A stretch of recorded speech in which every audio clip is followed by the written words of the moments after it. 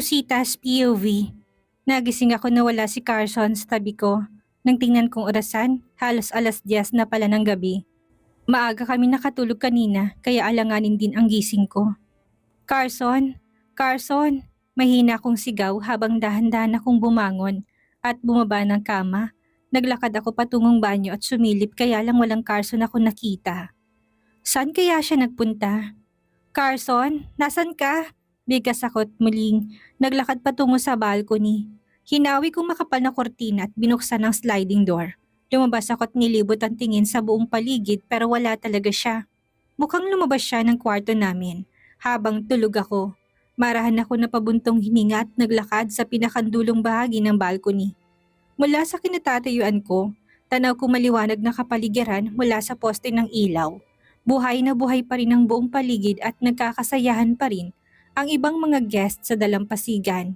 Hindi ko mapigilang mapayakap sa sarili ko nang maramdaman ko ang banayad na paghampas ng malamig na hangin sa aking katawan. Manipis ang suot kong pajama at blouse kaya ramdam ko talaga ang lamig ng simoy ng hangin. Napapitlag pa ako nang maramdaman ko na may yumakap mula sa likuran ko. Hindi na ako pumalag dahil alam kong si Carson ito eh. Kabisado ko ng hulma ng kanyang katawan pati na rin ang kanyang amoy. Anong ginagawa mo dito? Dapat mga ganitong oras natutulog ka na. Hinahanap mo ba ako? Malambing niyang tanong sa akin. Dahan-dahan naman akong pumihit paharap sa kanya at seryoso siyang tinitigan. Saan ka galing? Nagtatampo kong tanong sa kanya. Napansin kong pagguhit ng matamis ng ngiti sa labi nito habang titig na titig sa akin. Tumawag kanina si Mommy habang tulog ka. Gusto daw nila akong makausap. Hindi na kita ginising para magpaalam dahil napansin kong nahihimbing ka na sa pagtulog. Nakangiting sagot niya sa akin. Hindi ako nakaimik. Gusto ko kasing magkwento pa siya eh. Hey, hindi ka na nakasagot. Galit ka ba? Muling wika niya. Napansin niya marahil ang pananahimik ko. Kaya matamis ko siyang nginitian. Ha? Wala. Gusto ko kasi magkwento ka pa eh. Saka napansin mo ba? Ang ganda ng gabi no? Nakangiti kong sagot at muling nilibot ang tingin sa paligid. Humakbang ako ng ilang beses palayo sa kanya, habang pilit na ninanamnam kong malamig na simoy ng hangin na dumadampi sa aking pisngi. Hinding-hindi ko talaga makakalimutan ang bakasyon namin na ito. Feeling ko nasa paraiso ako kasamang lalaking pinakamamahal ko. Yeah, ang sarap ng gabi. Nakikiayo ng panahon sa bakasyon natin. Narinig kong sabit niya't mula sa likuran ko, mahigpit siyang yumapos sa akin. Nanatili din kami sa ganong posisyon ng ilang minuto. Walang sino man sa amin ang gustong magsalita basta ang gusto lang naming pareho ay iparamdam sa isa't isa ang aming presensya. Sana ganito na lang kami palagi. Sana hindi siya magbabago sa akin. Parang lumalamig na yata, sweetheart. Pasok na tayo sa kwarto. May gusto din akong sabihin sa iyo eh. Matapos ng ilang sandaling katahimikan sa pagitan naming dalawa, sa wakas muling nagsalita si Carson. Nakangiti ko siyang nilingon pero nakaredy pa lang labi niya kaya naman sa paglingon kong iyon, kaagad na naglapat ang aming labi. Hindi na ako nakaimik pa. Kaagad na rin akong pumihit paharap sa kanya't pinagsalikop ko na ang aking mga kamay sa leeg niya habang patuloy kami sa aming halikan. Ewan ko ba, palagi kami nag-uumpisa sa ganitong eksena. Hanggang sa pareho na lang kaming namalayan na buhat-buhat niya na ako pabalik sa aming kwarto. Hindi pa rin naghihiwalay ang aming mga labi. Pagkapasok namin sa kwarto, maingat niya ako nilapag sa kama kasabay na pagdagan niya sa akin. Para kaming bagong kasal na walang kasawa-sawang. Ipinapadama namin sa isa't isa ang ilang beses na pag-iisa ng aming katawan.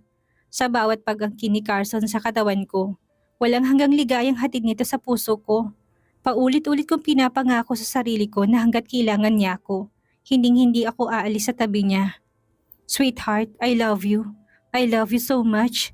Bigkas niya habang patuloy siya sa paggalaw sa likuran ko. Nakabend ako sa kama habang nasa likuran ko siya. Ramdam na ramdam kong kahabaan niya na patuloy na naglalabas-pasok sa aking pagkababae. Ilang uluspat sabay na naming narating ang rurok ng tagumpay. Pareho kaming hingal na napahiga sa kama. Pagod pero masaya. I love you sweetheart. Narinig ko muling bigkas niya habang inaayos niya ang higa naming dalawa. Tinakpan niyang makapal na comforter ang hubot-hubad naming katawan at pagkatapos ay niyakap niya ako ng mahigpit. Hindi naman mawala-walang masayang ngiti ko sa labi. I love you too, sungit. Malambing kong sagot sa kanya't lalong nagsumiksik sa kanya. Naramdaman ko pang banayad na paghalik niya sa noo ko bago siya muling nagsalita. Ngayon at kailanman, malambing yung sagot sa akin, hindi ko na napigilan pang mapahagikik dahil sa sobrang kilig na nararamdaman. Ngayon at kailanman, mahal na mahal kita Mr. Carson Velasco Sandoval. Ikaw lang ang lalaking gusto kong makasama habang buhay. Promise, nakangiti kong sagot sa kanya sabay taas ng kamay. Lalo naman siyang napangiti kasabay ng paghawak niya sa kamay ko na mahigpit at dinala niya yon sa kanyang dibdib. Kahit na anong mangyari, ikaw lang ang nagmamay-ari ng puso ko. Lahat gagawin ko para sa'yo. Malambing naman niya sagot sa akin. Pagkatapos ng mainit na sandali sa pagitan naming dalawa ni Carson, sabay na rin kami nakatulog. Nagising kami kinaumagahan na parehong may ngiti sa labi. Good morning sweetheart. I think kailangan na nating maligo ng sabay. Sa villa pala tayo kakain ng breakfast ngayong umaga. Nakangiting bati niya sa akin. Villa? Saang villa? Nagtataka kong tanong sa kanya. Malalaman mo mamaya, ang kailangan nating gawin ngayon ay maligo na tanghali na pala. Nakangiti niyang wika sa akin. Alas 7 ng umaga at tumatagos ng sinag ng araw mula sa bintana ng kwarto namin.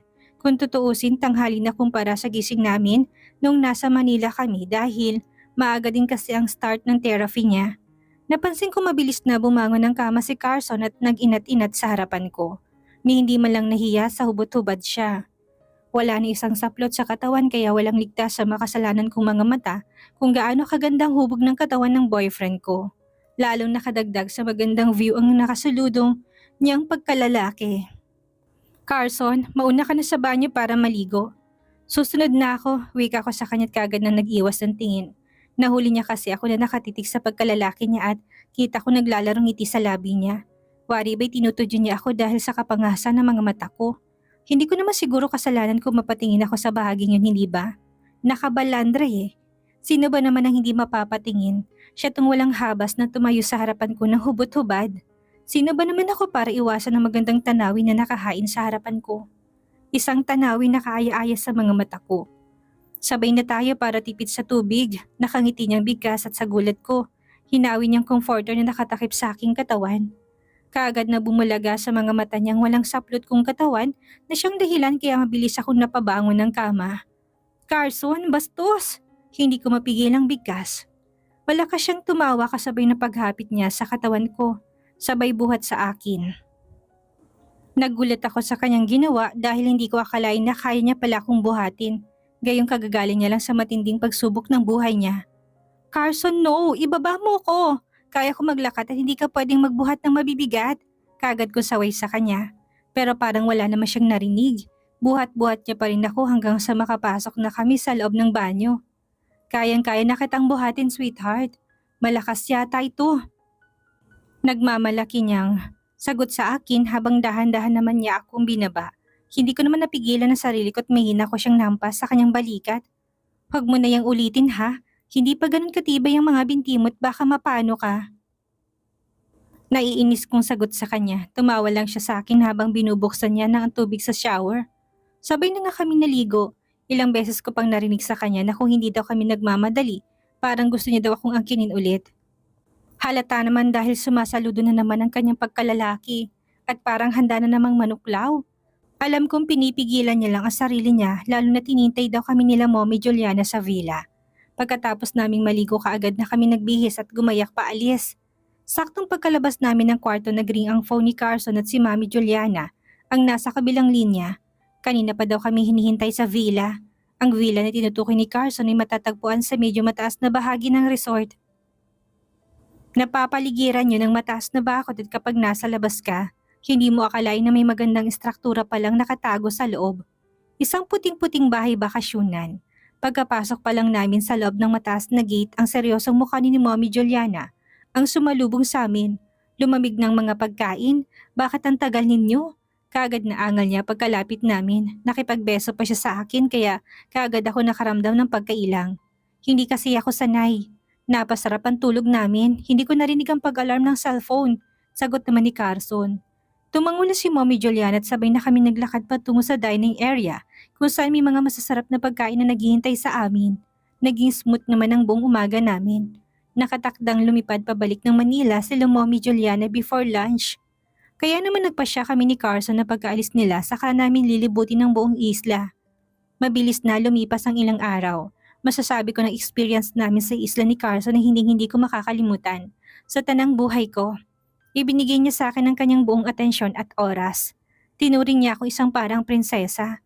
Feeling ko nga ako na yatang pinakamaswerte at pinakamagandang babae sa balat ng lupa. Ate Rosita, kasalukuyan kami naglalakad ni Carson sa dalampasigan nang mapansin namin ang isang batang tumatakbo palapit sa amin. Hindi ko napigilan na pagguhit ng masayang ngiti sa labi ko nang mapagtanto kong batang si Jomaro ang palapit sa amin. Ngayon ko lang siya ulit nakita pero kilala niya pa rin ako. Hello Jomaro, nag-isa ka lang ba? Nasaan si mami mo? Nakangiti kong tanong sa kanya.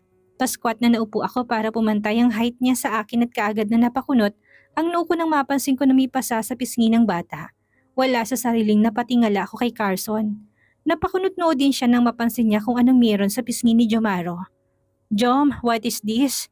Bakit may pasa ka? Nagtataka kong tanong sa bata sabay haplos sa pisngi nito. Napapitlag naman ng bata kaya nasiguro namin na bago lang pasa sa balat nito. Tamaan po ng ball, Ate Rosita. Inosenteng sagot naman ni Jomaro. Akmang magsasalita pa sana ito na tawagin siya ng isang babae sa hindi kalayuan sa amin. Kaagad na napatakbo si Jomaro papunta sa babae na kung hindi ako nagkakamali siya si Alma. Ang babaeng matagal nang hinahanap ni Jiho. Samahan mo ko, sweetheart. Kakausapin ko lang siya. Wika ni Carson sa akin kaya kaagad na rin kaming napatango. Sabay kami naglakad patungo kay Alma na nung ikausap niya na ang kanyang anak. Elma, kamusta?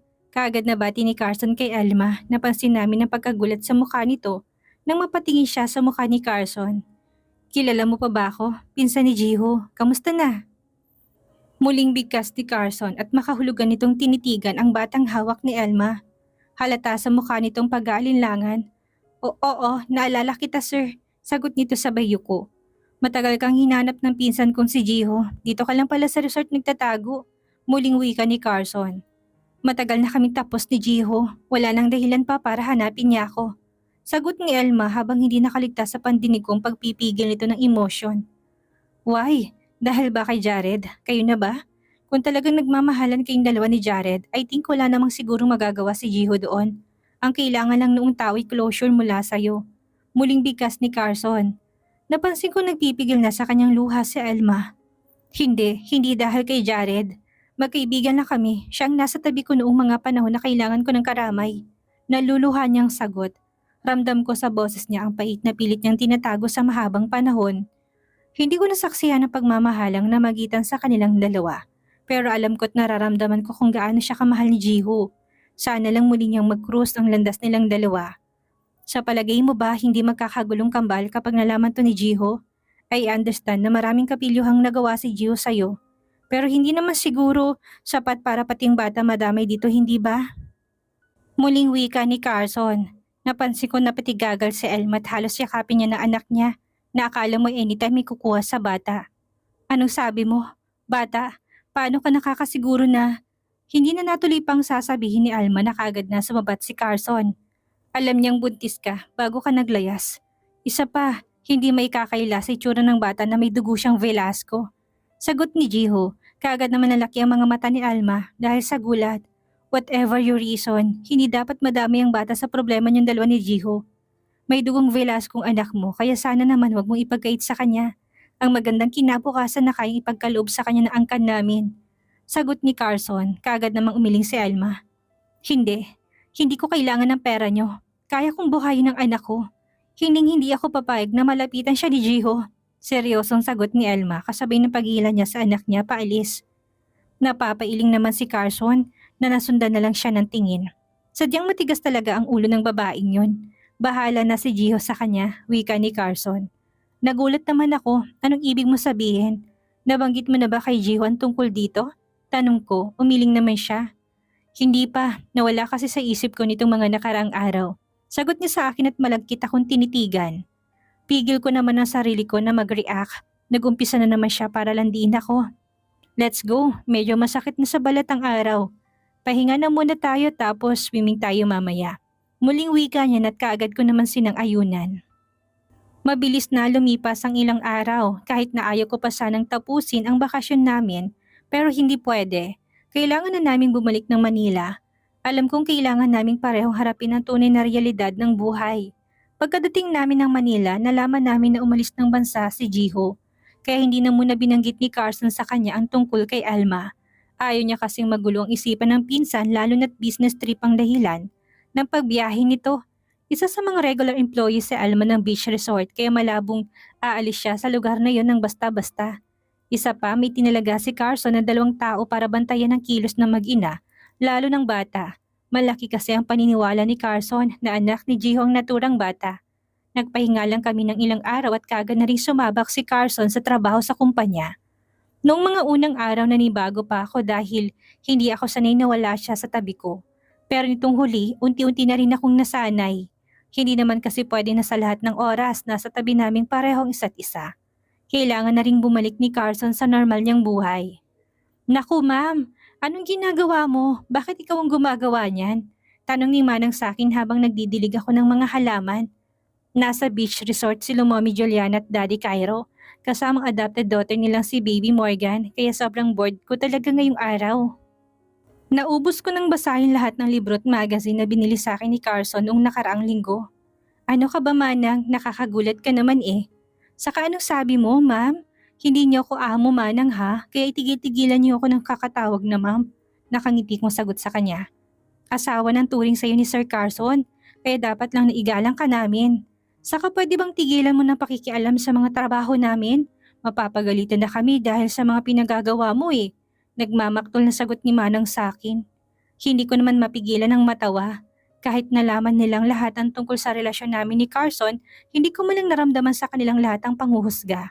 Bagkus palagi nilang sinasabi sa akin na masaya sila sa nagiging kapalaran ko. Hindi niya naman malalaman na tumutulong ako Manang. Kaya pagpalagay mong kalooban mo, akong bahala kaya hayaan niyo na ako magtrabaho. Nakangiti kong sagot. Muling umiling si Manang sabay turo sa isang direksyon kaya kagad ko na ring sinundan ang tingin. May CCTV sa bawat sulok ng bahay Ma'am Rosita. At tsaka ko na nakamonitor sa sir sa'yo ngayon. Sige na, bumalik ka na ng kwarto. May gardener naman nagagawa sa pagdidilig ng halaman kaya hindi mo na dapat pang gawin ito. Sagot ni Manang sa akin na kulang na lang magmakaawang sundin ko lang siya. Mabilis na lumipas ang mga buwan kahit paano nasanay na rin ako sa routine naming dalawa ni Carson. Para na nga kami mag-asawa kapag magturingan at kasal na lang talaga ang kulang sa aming dalawa.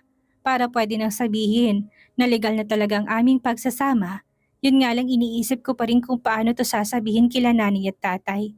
Wala pa rin namang mintis ang pagpapadala ko buwan-buwan ng pera sa kanila. Yun nga lang hindi ko pa nababanggit sa kanilang nakikipag-live-in na ako. Hindi ko kasi alam kung paano sasabihin sa kanila. Hinihintay ko din kung kailan magpo-propose ng kasal sa akin si Carson. Pinanghahawakan ko rin kasi talaga ang pangako niya sa akin na pakakasalan niya kaagad ako. Kapag makalakad na siya kaya lang nagiging abala naman siya sa kumpanya nila. Iniisip ko na lang na siguro sa sobrang busy niya, nakaligtaan niya ng pangako niya sa aking kasal. Ayaw na ayaw ko din kasi talagang mag-isip ng mga negative na bagay. Mahal ko siya at masaya na ako na magkasama kami. Masaya na makasama siya gabi-gabi at katabi sa pagtulog. Tuluyan na kasi talaga siyang naging abala sa kumpanya, gabi na siya kung umuwi minsan pero pilit ko na lang na iniintindi. Tuwing uwi niya napansin kong pagod na pagod siya kaya diretso tulog na rin. Kapag weekend naman pumapasok din siya minsan at gustuhin ko magtampo hindi pwede. Kung tutuusin mas mahirap siya ganun kumpara sa akin. Manang, ready na bang lunchbox ni Carson? Kaagad na tanong ko kay Manang nang maabutan ko siya dito sa kusina. Bihis na bihis ako dahil bala kong surpresahin si Carson sa opisina niya. Sobrang bored ko kasi talaga ngayon at wala akong ibang maisip kung hindi lumabas na lang muna para makabili na rin ng bagong libro na pwedeng basahin. Naka-ready na. Teka lang, magko-commute ka lang ba? Nagtataka niyang tanong sa akin, kaagad naman akong tumango. Huwag kang mag-alala Manang, hindi ako maliligaw. Saka may cellphone naman ako, kung sakaling maligaw naman ako, tatawag kaagad ako sa iyo. Matamis ang ngiti kong sagot sa kanya. Nung nakarang buwan, isinama ko ni Carson sa opisina niya, kaya naman hindi na bago sa akin ang pumunta doon. CEO si Carson ng kumpanya at alam kong kilalin ako ng mga empleyado niya bilang girlfriend niya. Minsan parang gusto ko na lang mag-aral kahit vocational course lang para makapasok ako sa kumpanya nila. Para palagi kong nakakasama si Carson. Ang gwardiya na din mismong tumawag ng taxi na pwede kong sakyan. Excited akong i-surprise si Carson kaya naman pagkahinto ng taxi sa tapat ng building Sandoval Corporation, mabilis ako nagbayad at bumaba. Pumasok ako sa loob at diretsyong naglakad palapit sa reception area. Kagad nila akong binati kaya napangiti ako. Sa Sir Carson po ma'am, kakaalis niya lang po. Hindi pa ako nakapagtanong, mukhang alam na nila kung sinong sadya ko. Hindi ko tuloy mapigilan na makaramdam ng kilig. Naalala pa nila ako at aware sila kung sino ba ako sa buhay ni Carson.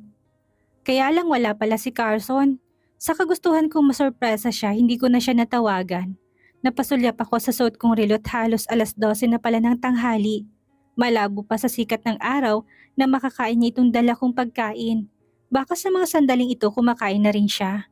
Ganun ba? Kung ganun hindi na lang pala ako tutuloy. Salamat ha. Nakangiti kong bigkas at pilit tinatago sa kanilang aking pagkadismaya. Pasimple kong kinuha ang aking cellphone sa bag at nagdial. Ilang ring lang naman sumagot na rin kagad si Carson. Hello sweetheart, napatawag ka. Kagad na tanong niya sa akin. May narinig akong ingay sa background niya kaya naman nahinuha ko na nasa mataong lugar siya ngayon. Ken, nasan ka? Papunta sana ako sa office mo kaya lang umalis ka daw. Kagad kong sagot sa kanya. Hindi siya nakaimik. Akala ko nga naputol ng tawag pero natingnan kong screen na phone ko. Connected pa rin naman. Nandyan ka pa ba? Bakit parang ang ingay? Nagtataka kong bigkas. Medyo mahina ang signal. Well, nasa office ka kamo? Mamayang hapon pang balik ko. Teka lang, tatawagan ko si Reggie para ihatid ka niya sa bahay. Balak umuwi ng maaga mamaya kaya sa bahay na lang tayo mag-usap. Seryoso niyang sagot. Kagad namang napakunot ang noo ko nang may mahagip ang paninig ko na boses babae. Ang Reggie na tinutukoy niya yung kanyang personal assistant. Kung ganun hindi niya pala sinama sa lakad niya. Ganun pa man hindi ko na lang pinagtuunan ng pansin. Ayaw ko na rin kasing makadagdag pa sa alalahanin ni Carson. Saka ano kaya yung sinasabi niya na mahina daw ang signal? Imposible naman yata yun dahil malinaw ko naririnig ang ingay sa background niya eh. Hello Rosita. Sige na sweetheart, ibababa ko ng tawag mo. Hintayin mo na lang si Reggie para ihatid ka niya pa uwi ng bahay. Mag-ingat ka. Muling bigkas niya kasabay na pagkawala niya sa kabilang linya. Napapailing na lang ako't muling hinarap ang receptionist. Mukhang nagmamadali si Carson dahil kahit ang pag I love you nakalimutan niyang banggitin. Pakisabi na lang kay Reggie na nakaalis na ako. Thank you. Wika ako sa receptionist at mabilis na naglakad palabas ng building. Muli ako nagabang ng taxi sa labas at hindi naman nagtagal, nakasakay din kaagad ako. Nagpahatid ako sa pinakamalapit na mall. Bibili muna ako ng books na pwede kong pagkaabalahan. Pagdating ng mall, kaagad kong hinanap ang bookstore. Dahil hindi ko kabisado, nagpaikot-ikot pa ako hanggang sa mapahinto ako. Sa paghakbang nang may mahagip ako ng tingin.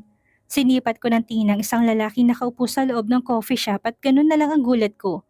Nang mamukhaan ko si Carson. Hindi ko tuloy mapigilan ang pagsila ng ngiti sa labi ko at akmang ihahakbang ko na rin sana ang aking mga paa.